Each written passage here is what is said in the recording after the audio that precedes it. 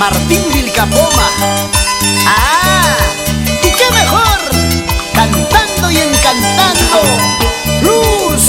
Lucecita Paucar. Maldito celular, está enloqueciendo mi vida. Maldito celular, a diario me traes problemas. Llamadas y más llamadas, mensajes y más mensajes. No sé con cuál de ellos empezar. Cada vez me encuentro más loca.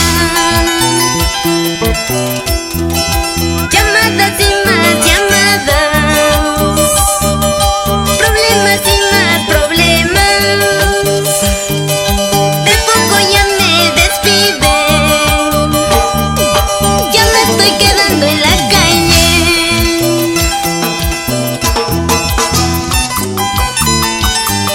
Ay, ay, ay, amoroso, no sé qué cosa me va a pasar por culpa de este maldito celular. Ya me estoy quedando en la calle, ya me despidieron. Amiga Lucecita, pero nunca es tarde. Aún tienes tiempo. Recapacita, piensa, hazlo por tu bien. Si no me llamas tú, ya me está llamando el otro. ¿Perdón? ¿Cómo? Si no me escribes tú,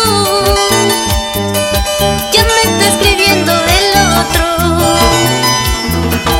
Llamadas, mensajes no quiero, te ruego que me dejes en paz. Llamadas, mensajes no quiero, te ruego que me dejes en paz. Ya me está llamando Luchito, ya me está llamando su hermano. Por todas estas llamaditas estoy perdiendo la memoria.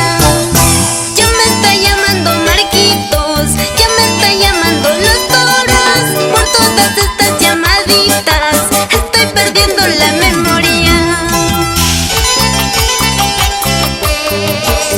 Cuidadito con ese celular, Alfredo Martínez.